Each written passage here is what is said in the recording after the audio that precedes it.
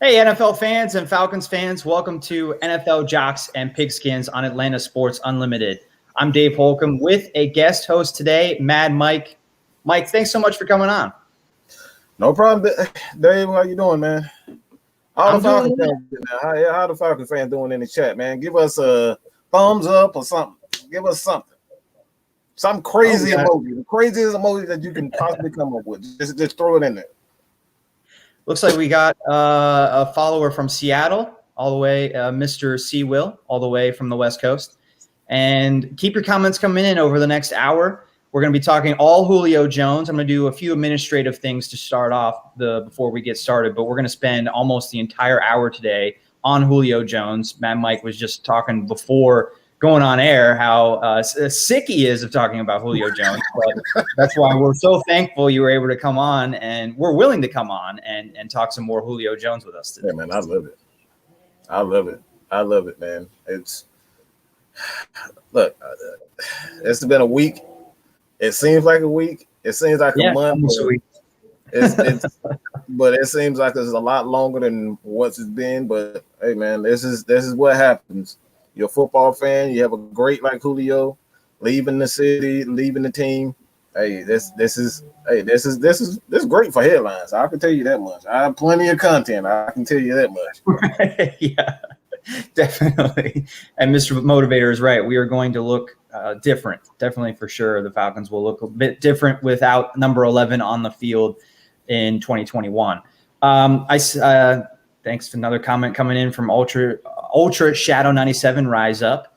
I said we have a few administrative things to discuss before getting fully started on Julio Jones. I wanted to address Tom's absence. Tom is not here today. He had a family emergency, and I don't want to give away too many of the details of his personal life on air without his permission, but I just want to ask our listeners and fans to keep Tom in their thoughts and prayers this weekend and this week as he's dealing with a personal issue that's been around for a few years. I don't think it's too serious, but it resurfaced this weekend, and he's dealing with that. So I just ask our followers to keep him in mind this weekend. Absolutely. That's my buddy, man. I love it. Yeah, my buddy. Yep. So we're thinking about you, Tom. I'm sure you're watching on replay this weekend or early next week. So we're thinking about you.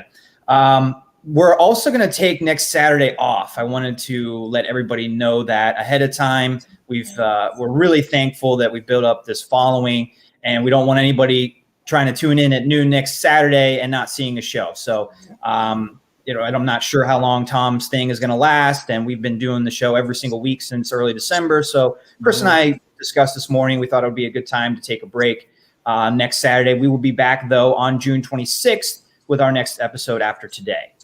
And a little bit of fun. The last thing I want to discuss, Mad Mike, I don't know if you're a big Indiana Jones fan, but today is the 40th anniversary of Raiders of the Lost Ark coming out in theaters. And my absolute favorite movie, watched it last night, started after midnight to make sure I watched it, the whole thing on the anniversary, and just wanted to give a shout out to my favorite movie of all time. Hey, Dave, hold on now, Dave. Listen, I love movies, Dave. I love movies. Yeah. I didn't know that this was the 40th anniversary. So that's crazy that movie is that old. But I will have to say, Temple of Doom is a much better, more my speed. If you got me, Raiders of the Lost Ark is great, but Temple of Doom. I like Temple of Doom as well. Really? Wow. I'm outnumbered here. Temple of Doom fans. I do like Temple of Doom as well. I mean, they're all except maybe the fourth one. They're all great. But he didn't like the Crystal Skull, Dave. You didn't like Shia LaBeouf's cameo. Shia LaBeouf, angsty teenager, trying to help his dad get a treasure. I mean, I forgot he was in that movie. Good gracious, man. Yeah, I actually like it better than most people. I actually think it has a pretty good ending. I have mixed feelings about the ending, but I liked it better than most people. But it's still not. It doesn't measure up to the original three. Apparently, somebody here says Indy is a Falcons fan. I didn't. Is that? Can we confirm that? Unconfirmed report. Unconfirmed report. We'll have to reach out to Harrison Ford on see what he has to say. Yeah, that's news to me. Yeah. So yeah, the little bit of I did not know that it was the 40th anniversary or the exact. I knew it was, I guess, 40 years since the movie came out, but I didn't know it was June 12th was the day until this week. Saw some stories. There's a lot of good stories talking about behind the scenes stuff, New York Times and other, Google, Raiders of the Lost Ark, all that good stuff will come up. You have a lot of historical, context now. I think that's one of the movies that I go back and you find out new things about history and you go back and watch the movie and you just like, okay, this was in the movie. You know what I'm saying? Like I'm a history buff, and those are definitely that movie is definitely one of the ones that I love growing up as a kid, man. Yeah, me too, for sure. And I'm pretty sure Tom is a big Indiana Jones fan too. So I'll be curious to see when he comes back on the show if he knew it was the 40th anniversary. But so let's get started now with Julio Jones. We want your comments coming in. Matt, Mike, I don't know your Twitter handle off the top of my head. Can you give that to our followers? Mine is DM Holcomb if you want to follow me or tweet at me. And Matt, Mike, why don't you provide yours? It's Mad Mike Sports on Twitter as well as Instagram. Well, that should be easy for me to remember. Mad Mike Sports on Twitter and Instagram. Yes, sir. All right. So why don't you get us started on what are the big points, or what is the biggest point? We have an hour to talk almost, so we'll get to all of your points. But where do you want to get started with the Julio Jones thing? And we have a comment coming in from V. I think Matt Ryan is going to look like his MVP form when he was succeeding at a high rate off quick passes plus play action, also at seeing and utilizing the whole field. I expect 5 wide receiver tight ends over 500 yards and 2 touchdowns. That's a great stat. That's definitely a great stat. I'm taking a slightly different. I agree with that comment, but I want to take a slightly different approach to that. I think one of the things that I've always taught, for the most part, on the Atlanta Falcons Nation, is that one of the things when you look at the Atlanta Falcons in its entirety, the lack of creativity has been one of those things that it just haven't been since Kyle Shanahan. Like Kyle Shanahan, despite what happened and how it went down, he's still one of the most brilliant minds when it comes to creating plays for players that you typically won't. You don't expect Levine Toilolo to have I think it was like a 60-yard touchdown on a Kyle Shanahan play where he leaked out the back and wide open. Those are the types of things that Kyle Shanahan and great offensive coordinators in general that can create. And I think the Falcons got away from that creativity. This is why I'm high on guys like Cordero Patterson. I believe his name is Javian Hawkins, maybe Williams, but Javian is the running back that I'm keeping a close eye on, as well as guys like Olamide Zaccheaus. Like these are the guys that are going to bring that element to the Falcons that I feel as though that they're definitely missing. And what do you expect that element to be without Julio, though? Well, if you are a film guy, I'm a film guy. You can actually, I've just started, uploading like clips on Twitter as well. So if you guys want to see more of those clips, follow us on Twitter, Atlanta Falcons Nation and Man Mike Sports on Twitter. One of the things that I found while watching a lot of Julio Jones tape is that, yes, he is an incredible big play receiver. He has incredible speed. He can definitely make the big play at any time. But one of the things that when you look at Julio Jones that I found out is that he was essentially our tight end. He controlled the middle of the field. So like Julio Jones, he runs a lot of slants. He runs a lot of crossing routes. And, you go back to the Green Bay game where he took the crossing route and he took it to the house. Mohamed Sanu got the block to spring him open. He controls the middle of the field. So this is why I was a huge fan of a guy like Hayden Hurst in this offense, as well as Kyle Pitts. Those guys are going to control the middle of the field. That's something, that they didn't have when they lost. They lost that element when Mohamed Sanu was traded to New England. So Julio Jones is essentially a tight end in a receiver's body. That's his skill set. He's strong. He's physical. He can break tackles from linebackers, safeties. So he's going to be that guy. I'm really looking for Kyle Pitts to kind of assume that role. Yeah, it's interesting you bring up Kyle Pitts to start, because I think we had that discussion. We had you on with both of us after the draft, and we were talking about did the Falcons make a mistake passing on Justin Fields? But we didn't really know at the time that it was very likely, I guess I could say, that Julio was going to get traded. At that time, we thought maybe, but I didn't buy it. I'm pretty sure you didn't buy it. Now that Julio has been traded, though, does the pick for Kyle Pitts make more sense? Or did it always make sense to you? It always made sense to me. Yeah, it always made sense to me. I think Kyle Pitts was obviously the best player in this draft.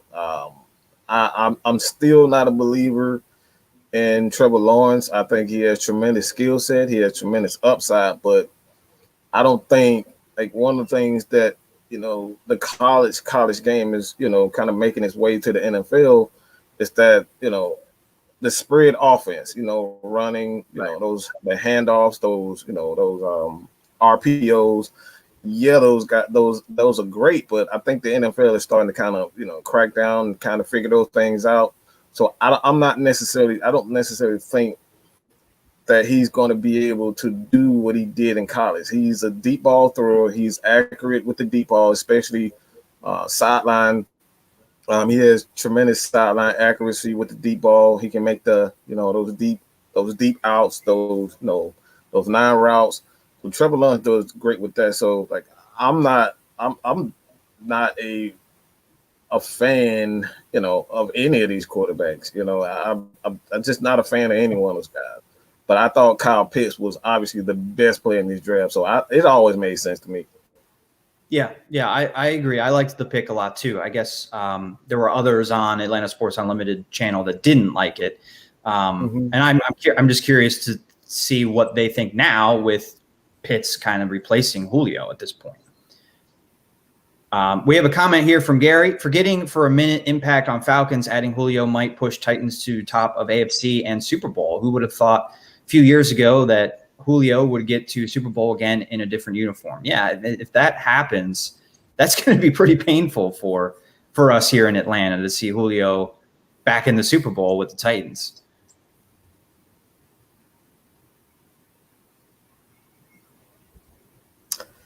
I'm guessing your silence speaks volumes, Mad Mike. I'll just say this. We should have learned by now when we're talking about quarterbacks, receivers. Yeah, that's great. Yeah, it's pretty. Yeah, it's cool to watch teams put up points. But let's be real. Ryan Tannehill is nowhere near a Matt Ryan. He's not a Matt Ryan. He's very inconsistent. This is one of the reasons why they traded for him. No one who's a Titan fan, when he signed Ryan Tannehill, would have said he would have had this good of a two-year stretch. Right. Nobody would have said. Nobody saw that coming. So there are inconsistencies there. You're betting on Derrick Henry to be the same Derrick Henry. And yes, I love AJ Brown. He's a carbon copy of Julio Jones. Julio Jones is still Julio Jones, but we're talking about quarterbacks. This is a quarterback-driven league. And if you don't have consistency from the quarterback position first, then what good is a Julio Jones? What good is an AJ? So I don't like the Titans. I don't like the Titans defense at all. I think what's the coach name? Mike Vrabel. I don't think he's a very good coach to begin. I think he's just one of those guys, with a lot of connections, and I just don't believe in what he does on the defense side of the ball. So, like, I like what Tennessee they can if everything comes together well, but I'm not a believer in Ryan Tannehill, and I don't see how anybody who's seen this guy play can honestly say that he's going to lead them to a Super Bowl. Wow. Okay. I agree to a certain extent. I agree that, teams don't win Super Bowls in June, and the Titans are winning the headlines right now. Mm-hmm. And we see that every single year with a team winning the headlines in April, May, June. They have a great draft. They have a great free agency. They make a big splash like a trade like this. And that doesn't mean that they become, 16-0. Right now, it sounds like to a lot of people, the Titans are going to go 16-0. They're going to be unstoppable. And I think the point you're making about the defense is totally true. Ultra Shadow 97, Julio Jones doesn't automatically make the Titans a Super Bowl contender. Well, I would say they were a contender before they got Julio Jones, to be honest. I mean, they've been a playoff team the last 2 years. They went to the AFC Championship 2 years ago. So they are a very good team. They're a very good offense. They got better with Julio Jones. So I think they are a Super Bowl contender. But they're not my pick. They're not the favorite because they got Julio is how I would put it. What about the Colts? The Colts are a great team. Like, just because we got Julio Jones, that makes him, I don't, like I said, I love Julio Jones, but I know what Julio Jones is. I know what he isn't. He's not one of those guys, like, he's going to make the difference when it comes down. Like, he's been with a Hall of Fame quarterback for the last 10 years. And those guys, they put up tremendous numbers. But when you talk about big moments and key moments, Julio Jones has been, he's done a great job, but when you've seen him drop balls, drop passes in key situations, he didn't make, the ball went through his hands a couple of times in key situations. So is Julio Jones a great receiver? Is he a difference maker? Yes and yes, but I still don't believe in Ryan Tannehill. I'm sorry, Tennessee Titans fan. I don't believe in I just don't believe, especially when we have your offensive coordinator who's really the reason why he's turned around. Like, we have that offensive coordinator, and do you truly believe in?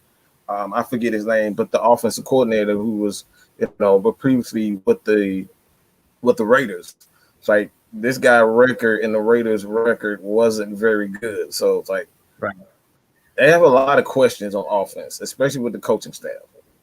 Yeah. You're bringing up great points about Arthur Smith leaving. Yeah, new coordinator for that offense, and Derrick Henry. He's had a ton of touches over the last 2 years. 2,000 rushing yards last year. So how can he continue that pace? And if he doesn't, how does that offense change? Can Tannehill carry that offense? I think that's the question that you really doubt that he'll be able to do that. To add to that just a little bit, we don't know if he has the personality to handle those. Those are three dominant personalities. This is Derrick Henry, this is Julio Jones, and this is A.J. Brown. A.J. Brown has yet to get paid. That dude is going to want his money. So how he's going to handle the load to give Julio the ball, Derrick Henry, make Derrick Henry happy, as well as A.J. Brown. I'm not sure. I want to see that he can carry the load as far as being a leader of a team. Right. And not to mention, the last couple of weeks we've been saying on the show that Julio wouldn't end up in Tennessee because of their salary cap concerns. Mm-hmm. He ends up in Tennessee anyway, so we were wrong on that, but they still have to deal with the salary cap issue that we were talking about. So how does the team address that and get A.J. Brown signed eventually, especially if the report from Mike Florio is true that Julio Jones wants a new contract at the end of the season. Wow. I didn't hear that. That's news to me. That's that was from Mike Florio. Tom brought that up last week that that Julio is looking for another big deal. Oh, wow. So that explains a lot. Wow. Yeah, they have a lot of issues. I think I think they had to restructure his deal for those guys to kind of fit, Julio Jones with them. So it's like, Tennessee has a lot, and like I said, I don't really believe in. They have a cornerback. I think Farley, when healthy, if he's healthy, Farley is a guy that I see some upside there. But outside of they have a pretty good safety. I just the defense for me is a huge question mark. I really believe if they everything comes together as far as the chemistry between Julio Jones. And the receivers, AJ Brown, that Tennessee can be that team, but that's a huge if. Like we look back at Matt Ryan's first year with Kyle Shanahan, it was an absolute nightmare. Julio Jones had 138 catches, but they were forced passes because the chemistry was just horrendous between the offensive coordinator to the quarterback to the receivers. It was a nightmare. All right, and we're talking about Matt Ryan here. This is a Hall of Famer, so I want him to make me a believer. We're talking. I'm a huge guy on chemistry. I want him to make me a believer as a team leader because he has some mega stars on his team right now, and he has to be able to, bring that all together. Let's get back to the Falcons. We have a comment from William Brandon. What's the wide receiver depth going to look like going into camp? Wide receiver 1, wide receiver 2, etc. What are your thoughts on wide receiver depth now, Mad Mike, with no Julio? I think this is the most complete receiver group that we've had in a while. And we're talking about guys that have different skill sets. And one of the things that I was frustrated with is creativity. You have a guy in Russell Gage who can play inside and outside. They had a film breakdown at that as well. He can play inside, outside. You have KP as another guy who can play inside, outside. They call him a unicorn because his abilities is much like Calvin Johnson. You can line him up anywhere and he's going to be effective. You have Hayden Hurst, and a lot of people just forgetting about Hayden Hurst. I know it's a tight end, but he has tremendous ability to play inside, outside as well. And you have a guy like Olamide Zaccheaus, who's a speedster. Frank Darby. These guys can, do multiple things. So when you look at this receiver, I think it's a much more complete receiver group than they have been since 2012 when they had Roddy White, Julio Jones, and Tony Gonzalez. So I think this is the most complete receiver core that they've had in a while. Wow, that's saying a lot. Really is. One guy we haven't mentioned, and we haven't talked about him at all on the show in the past few weeks, Greg Dortch is on the roster right now. He was a 1,000-yard receiving guy at Wake Forest. Is there anything that you like about him? Say it again. Greg Dortch. He didn't do much as a rookie. I believe he was on the Carolina Panthers last year, but at Wake Forest in 2018. So I guess he was a rookie maybe in 2019, unless he spent another year in college and was injured. But his last year of college, he had 1,000 receiving yards at Wake Forest. He's also on the Falcons roster right now. Yeah, and that's the reason why I say the Falcons have the most. This is probably the most complete that I've seen because they have guys like even though you have guys like Taj Sharp. They signed him. He's a big body. He can work the middle of the field. He's an end zone threat. So it's Julio Jones is a great receiver and he has all the tools, but this is a team where you're not hurting for anything.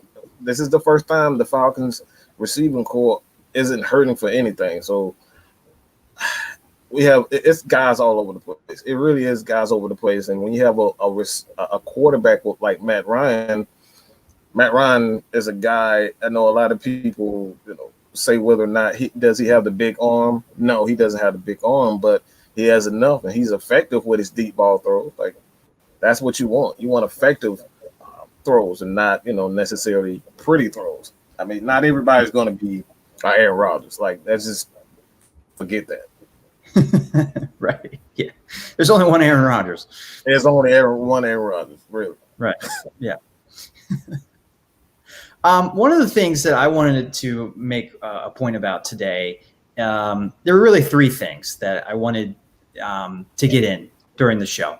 And the top thing was how sad it is to see Julio move on. And that doesn't mean that I don't think moving on was necessary. That's my second point, that I think a trade was necessary after what happened with the interview and Undisputed, and maybe the fact that he wants a new contract, all this stuff coming out the last couple months. I don't think the relationship was repairable, even for him to come back and the Falcons try to trade him at the trade deadline. I think they had to make the trade now.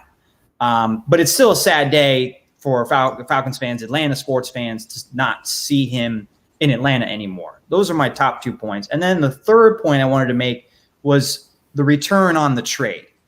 Considering Julio's age, his injury past, and the fact, again, that a trade really was necessary, I thought the return they got, a second and a fourth, also giving up a late round pick in, I believe, next year's draft, I thought that was a decent return considering all of the circumstances. Would you agree, or are you in the camp you're really disappointed they didn't get a first-round pick?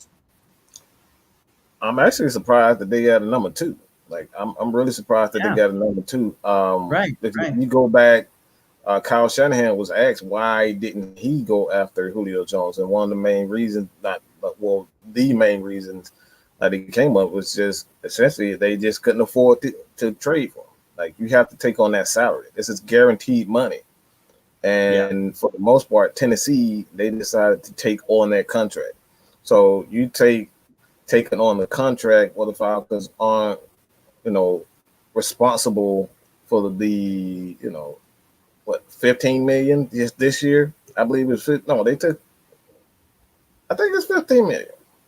I'm not sure. Yeah, 15 million where they took on the 15 million, but the rest of the contract Tennessee is responsible for.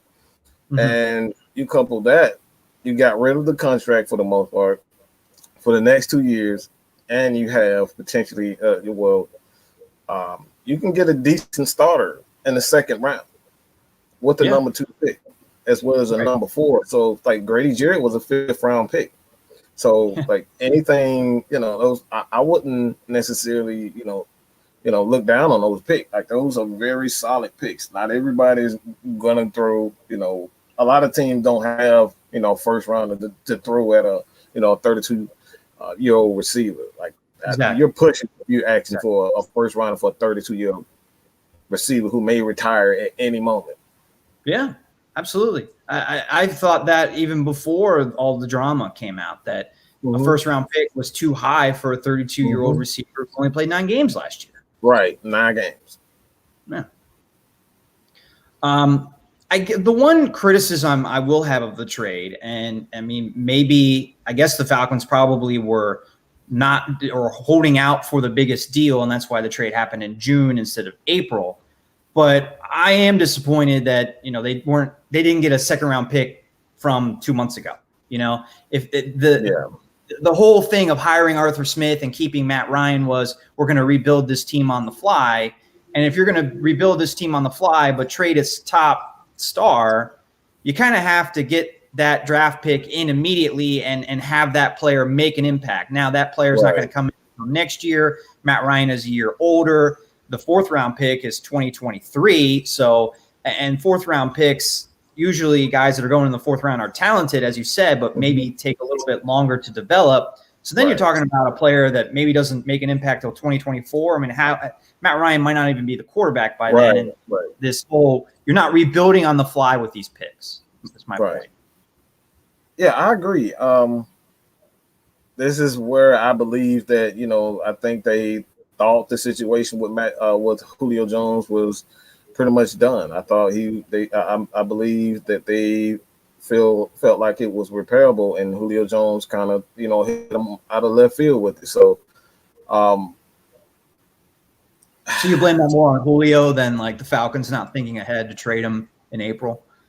Yeah, because just how everything went down. He like I said, Julio Jones is not a guy that that takes anything to the media. He pretty much keeps everything to himself, and I think this caught them off guard. They thought they would have a Julio Jones. I mean, they were happy with that, but I thought that for the most part they were thinking that this relationship with Julio was at least, salvageable.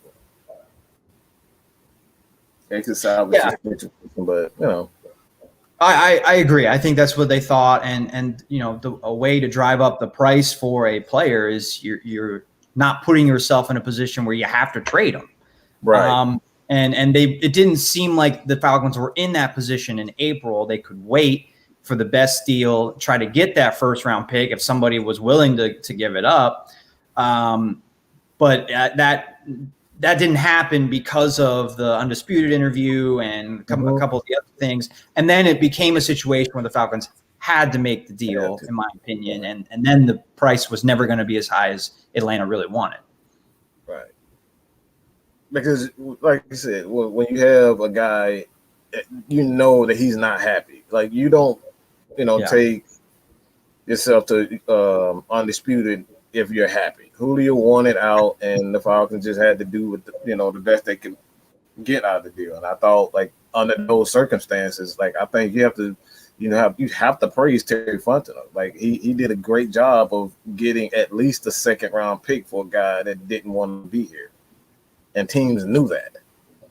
Yeah, I completely agree. And the reason why I asked the question was I saw Falcons fans upset that they weren't able to get a first round pick for Julio on Twitter on Sunday. And I understand, because they're looking at Julio as he's my favorite player. He's the player that I have his jersey of in my closet. And if they're going to trade him, they have to get a first round pick. He's the greatest, but the fact is, he's 32 years old, and all the factors we've already gone through, and the price just never was going to be much higher than what they got. He's flawed. Let's be real. Julio missed 9 games. He's missed a lot of games. I wouldn't necessarily say, but he's played in a lot of games in the last 3 years where he was injured. He's never he hasn't been healthy the last 2 to 3 years, and the Falcons saw that. They know that, and they still took a risk on giving a guy who has injury issues. Julio has injury issues. Is he injury prone? No, he is injury prone, but he's had those nagging injuries that prevented him at playing at 100%. So when you look at it, I thought they did a wonderful job of just getting Tennessee to just take on the contract, as well as getting the number 2 pick. So like I said, I think they did a wonderful job, man. I can't complain. Yeah, I agree. I can't complain about the trade value received back, other than, again, just I wish they could get that second a player in the second round earlier than next year. I wish that player was on the roster right now to help the defense somewhere else. That's my only complaint. Because I wanted a guy like Gregory Rousseau. I think Gregory Rousseau was one of those guys. If you had a second round, he would have, been a perfect guy. That I would have went for in the second round. Buffalo got a heck of an athlete, and Gregory Rousseau. I think he would have fit perfectly what Dean Pease loved to do. He's a guy. He's wiry. He's long. He's athletic. He can get after the quarterback. And that's something, with Dante Fowler, with his situation, his uncertainty. Well, we know he won't be back next year, but a potential replacement for him. So it's a lot of things, a lot of things that the Falcons could have, done with that extra second round pick. Right. Yeah. But they'll have that next year. They'll have the extra second round pick in 2021, hopefully, 2022. And hopefully, Matt Ryan has a good season, and we still confident in him being the quarterback next fall and maybe play with that extra draft pick. And compensation picks, like that's another thing that a lot of people have to like. We have a lot of free agents, if I'm not mistaken, Ken O'Neill walked, so you may have a compensation pick come from him. That's a lot of guys. Like I think the Falcons are in good hands as far as their picks is concerned. I think, at this point, like even if it's not a first round pick, second, third, fourth, those are very good picks. And like teams like the Ravens have made their name. Like they've built a dynasty just picking in the Patriots, another team that they pick in the second, third rounds and those middle rounds, and they get great players and develop them. So it's like those are quality picks. I believe that Tom is the one that always says that. I mean, you build out your roster with your second, third, and day 3 picks. I mean, you can't.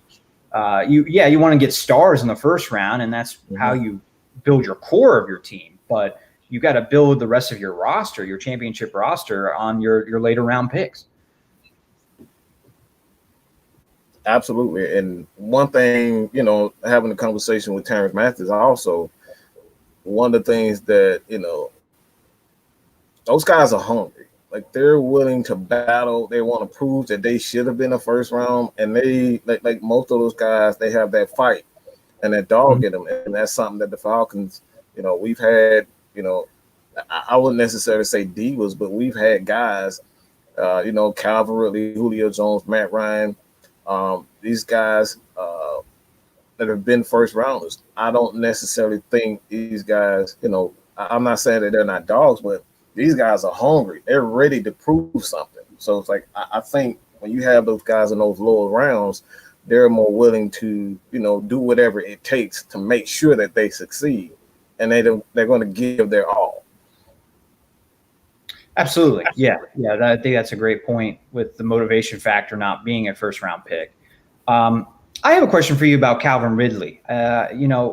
When Julio wasn't on the field, he didn't miss that many games in 2018 or 2019, but I have my doubts over whether Ridley could be, a true number 1 receiver.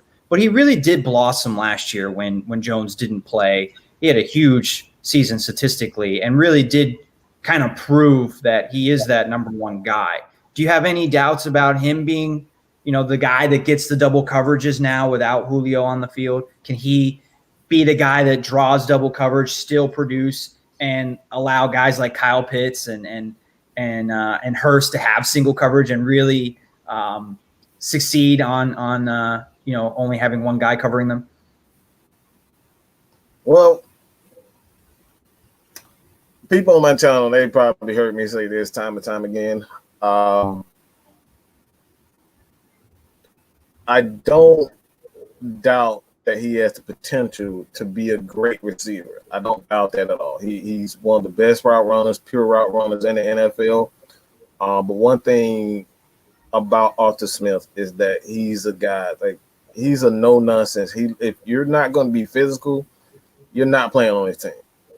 And, like, that's the only thing, at this point, when I look at Calvin Ridley, is he going to block? Is he going to be that motivator? Is he going to be the guy that steps up when he see a rookie, even a veteran that steps up, says something, and, like, everybody leads different, but I want to see him take that next step to be that number 1 and that true, that leader that the Falcons lack outside of Matt Ryan. I love Julio Jones, but he wasn't necessarily one of those guys that you can, talk to, Julio Jones wasn't just a guy. He just wasn't a guy that I feel as though that used his position as power to motivate, because he like, for me, why am I saying this? Because I thought the Falcons offensively and the team in general was just soft. People were just afraid to say anything. They was afraid to speak up when things weren't right. Julio Jones wasn't one of those guys. And it always left Matt Ryan to answer these questions. Julio was like, I'll just let the coaches do it. Look, we need people to speak up. And that's what I'm looking for Calvin Ridley. I believe that he has that in him. I think he has that fight. And like I said, as far as his skill set, I don't doubt anything his skill set. But at this point, the Falcons have been a laughing stock of the NFL, which is being soft.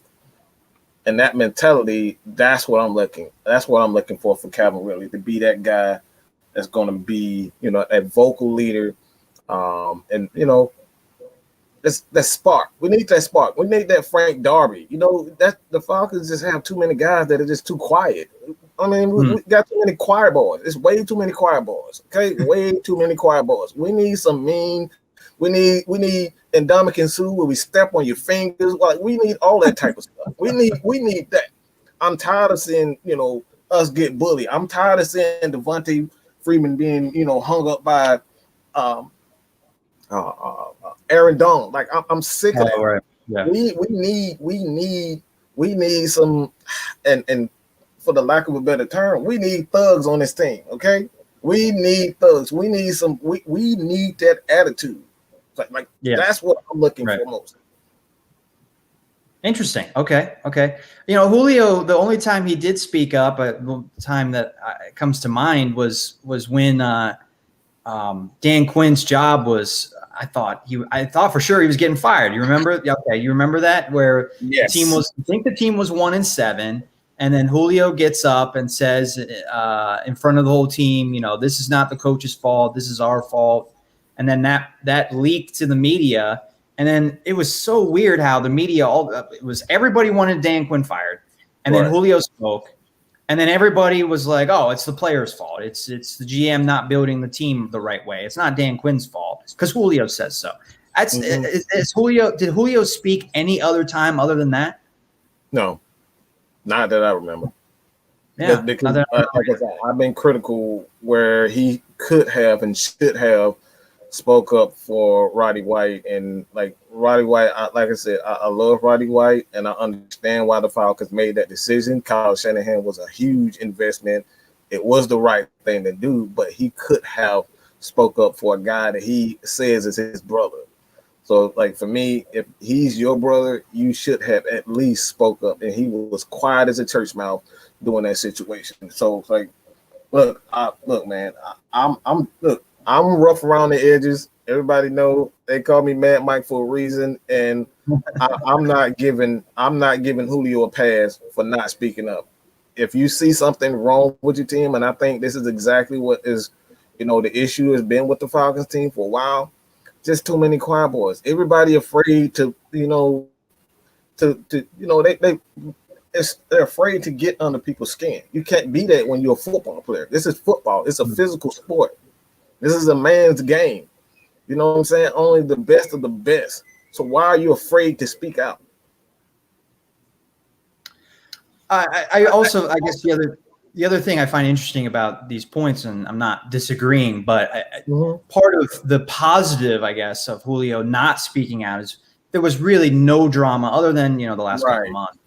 There was no drama with Julio in a decade of him being in Atlanta. There was no T.O. situation. There was no Antonio Brown situation. I mean, those wide receivers all soured in their original destinations. T.O. soured in a few different places because he couldn't keep his mouth shut.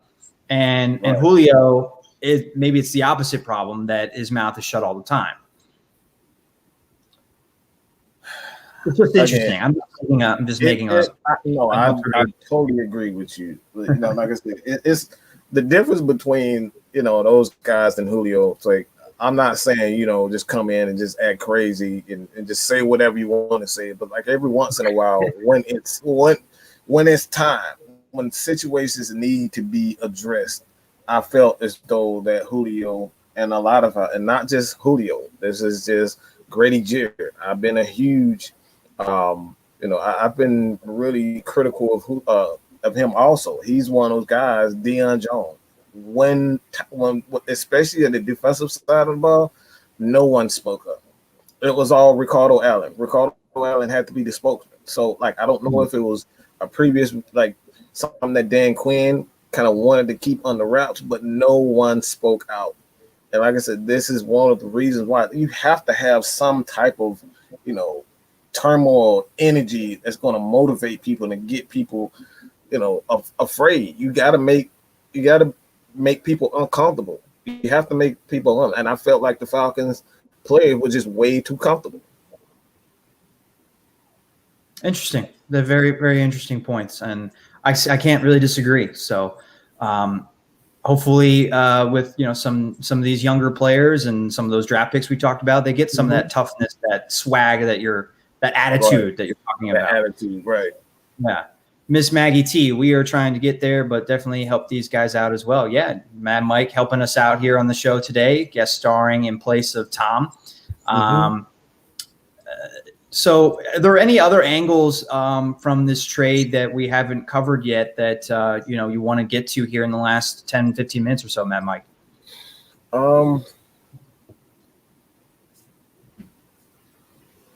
Probably more so the running game, because you have Quadri Olison.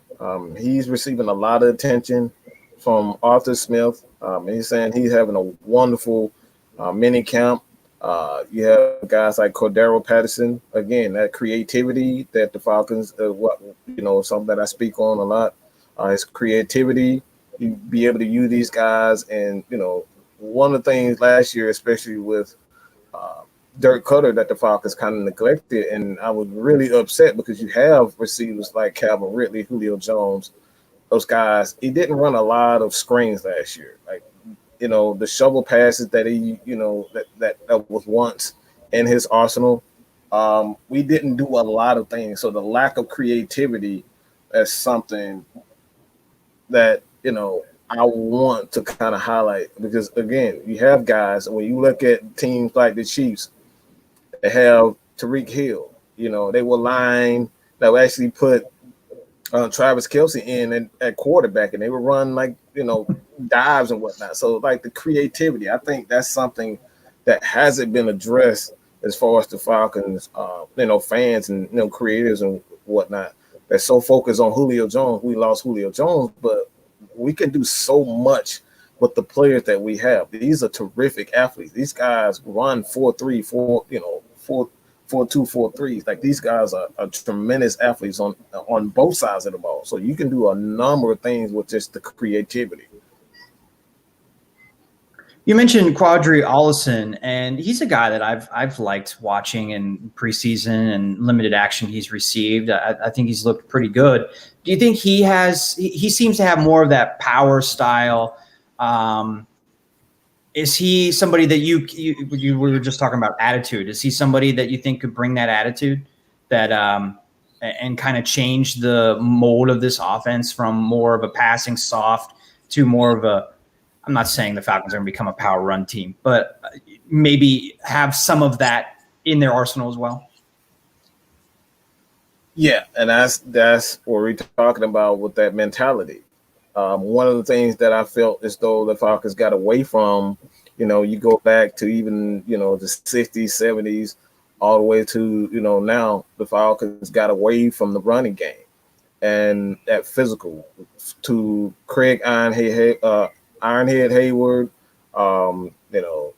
We have a number of Jamal Anderson and a lot of greats running backs that have, been with the Atlanta Falcons. We've always had, physical running backs, and that physical aspect of the offense even in 2016, it wasn't a physical running back.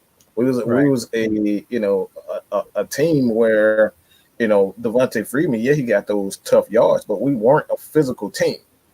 We were just better than everyone at that point. We just had a tremendous amount of, chemistry. But bringing a Quadri Olison, like you have, TJ Duckett, those guys would get those tough yards. And for the longest, the Falcons would, I don't know if you, kind of saw this, but, you would see the short yardage and Derrick Cutter, it'd be 3rd and 2, and Derrick Cutter would spread the field. He would come in with 4 wide receivers, and he would throw a slant. But we have to get tougher, and having a guy like Quadri Olison, Mike Davis, I think they're going to bring that, that physical mentality. And when the fourth quarter comes, most of those, those defenders, they're not trying to hit a guy that's 240, 50 pounds. They're not trying to run through those guys. I mean, have you seen Mike Davis' thighs? Like, I'm not trying to hit that dude. Okay, in the fourth quarter. So they're going to bring that aspect. Yeah. I brought up Olison probably before the guy I should have brought up that's going to bring a physical running game, Mike Davis. He's got fire hydrants for legs. Whew. Yeah, I'm not trying to hit that dude. Yeah. I really liked that signing. It will bring an aspect to the team that I guess the Falcons were hoping Todd Gurley was going to bring, but Gurley just at the end of his run and just didn't have anything left in the tank. Davis is going to bring that to the team, that physical style running attack. And to Dirk Cutter's defense, I think he's throwing or did throw slants on 3rd and 1 or 3rd and 2 because he didn't have confidence that Gurley or Freeman before him was going to pick it up. So he was in a position where they had to throw the ball even on 3rd and short. Right. And you don't like seeing that play call for whether you're confident in your running game or not. So absolutely you got to bring in somebody and establish a ground game that can help you in those situations, 3rd and shorts. And in the fourth quarter when you have leads, we forget. These teams this team had leads in September and couldn't close the games. How different would their season be if they won a couple of those games in September? Right. We're talking about a playoff team. If they're able to, I think they were 2-7 in games in which they were a position, away, and they lost they were 2-7 in those games. So in one possession games going into the fourth quarter. That right there is, those small intricate details. That's another thing that I teach as well, is those small intricate details, being able to run the ball on 3rd and 1, being able to, fall on the ball on special teams. Like those are the things that create, that's how you win games. So yeah. I mean, they could have easily beat Dallas. That's the game where they just fall on an onside kick, they win. They could have beaten Chicago if they could run the ball a little bit more effectively in the fourth quarter. They win that game.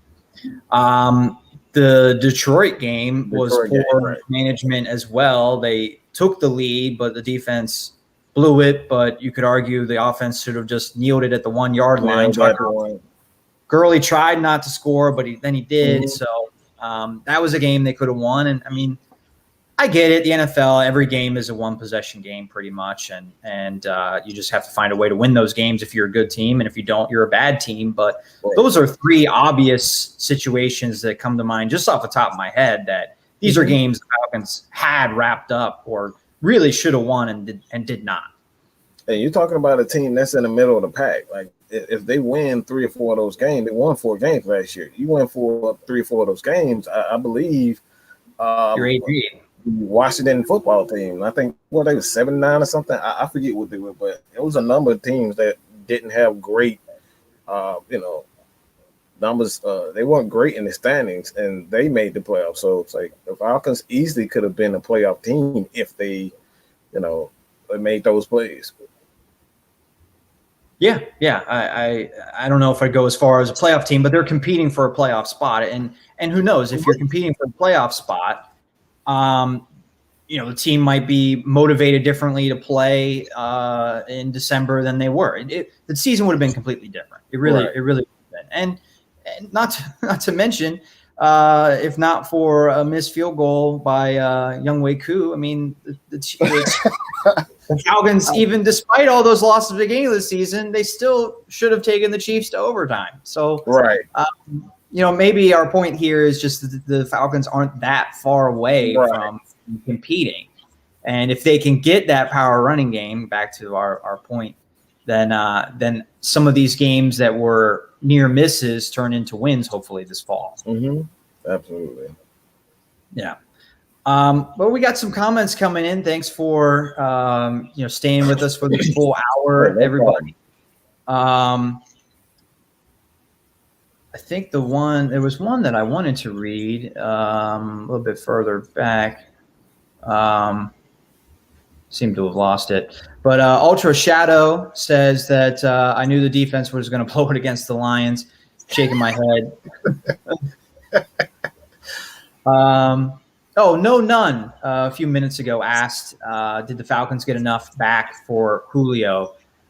We were talking about that maybe 10, 15 minutes ago, none, that we liked the trade return for Julio, considering the circumstances. both of us liked the second round and fourth round pick that Atlanta landed in that trade. Absolutely. Yeah, I don't think again, he's 32. He's not the same Julio. Like, we like to believe that he's the same Julio, but he's 32. He missed 9 games last year. So like that counts for anything. And I know there's, question whether or not Julio, that he, kept himself out of those games. I don't think Julio, I don't think any NFL player, for the most part, I just don't think that's Julio Jones' character to keep himself out of games. He's a football player. He wants to play football. So I don't think that's the case with Julio Jones, where he kept himself out of the game. Julio just, like, a hamstring is tricky. I just don't think, he would go that far, to keep himself out of games. He's a player, man. Players want to play. Yeah. Julio would not. If he could go, Julio would have played in those games. I think it was the Cowboys game. We saw him go deep on a pass, and it was just overthrown. I forget exactly when in the game that happened, but I mean, that was another play that I don't think the Falcons scored on that drive. If Julio is healthy, or if Julio could just somehow make that catch, the Falcons win that game. Right. That was a missed opportunity there, and I don't think Julio played after that play. I believe he left the game with a hamstring injury, and he did not return. Kataro Bobo says, at least with Arthur Smith, the Falcons have good chances of knowing what's is WHST an abbreviation for something I don't know, or maybe it's what it feels like to be winning again. Thanks, Tennessee Titans, for your head coach. You're welcome. It goes back to those small, intricate details and learning how to win games. Like, one of the issues with the Falcons, you go back to the Super Bowl, is when things are going right, we tend to go the opposite way. The Falcons are doing great with the blitz, and all of a sudden, the second half, we don't see another blitz, and we're in cover 3 and cover 4 for the rest of the game, and those things like that. So it's like, you're not going to get that from Arthur Smith. You're not going to get that from Dean Pease. These guys understand the what momentum, and how to get that, how to kind of go along as far as like the the second half, those second half adjustments and things of that nature. So that's one of the things that I thought. Dan Quinn, he's not a bad coach at all. We saw him get a job in Dallas, and like, those guys have tremendous talent. But when you look at, I think his second half adjustments and the lack thereof is what kind of kept him from being a success here in Atlanta. We definitely didn't lack talent, and the idea that the Falcons didn't have, a lot of talent up front, I don't agree with that. Again, it just goes back to game planning, understand, coaching. What coaching essentially is you have to be the best at adjusting to what the offense or what your opponent is doing, and that's something that Dan Quinn and the Falcons didn't do a great job of. Right. Yeah. Right. I completely agree there. I want to get to one last question from No None, and then maybe make a couple points from a fantasy perspective on this trade to put a final bow on it. No None asks, do you think the window for a Super Bowl with Matt Ryan is still open, or will the Falcons have to wait for the next QB for a Super Bowl? Matt, Mike, I'll let you answer that. I know that's like I'm complicated. I'm the worst guy when it comes down to predictions. I do not do predictions. I suck at predictions. Okay, I suck at predictions. I'll say this: when you have a quarterback like Matt Ryan, you always have a chance to, like, if you can just get to the Super Bowl, get to the playoffs, you always have a chance to get to a Super Bowl with a quarterback like Matt Ryan. So, like, I'll just say wait and see, but predictions are not my thing. I suck at predictions. Well, I'm not going to predict a Falcon Super Bowl with Matt Ryan, but I agree. The window is still open for a Super Bowl run.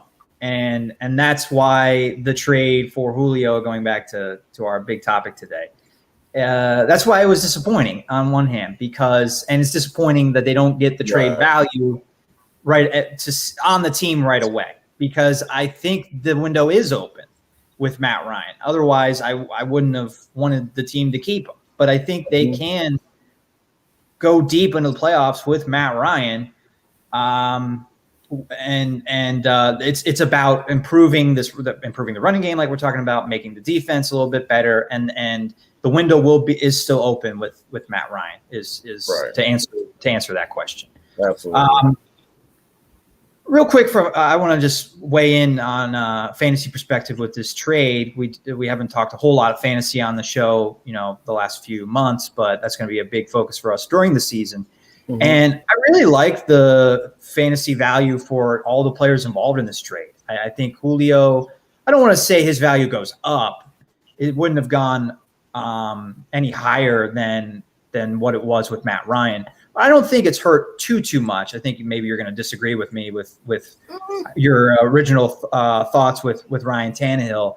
But if assuming Jones is healthy, I think he will produce well for the Titans. I think A.J. Brown maybe takes a small hit, but he's more of a guy that capitalizes on touchdowns and long catches. He's averaged 15 yards per catch each of his first 2 seasons, over 20 yards per catch as a rookie. So if he's still getting those big plays, his value isn't going to go down that much if his targets dip a little bit. And Calvin Ridley, I mean, his potential, I don't want to say it goes off the charts, but we saw what it was last year without Julio in some games, and that's what it's going to be all season long now. So I think this helps really, from a fantasy perspective, I think it helps really everybody involved.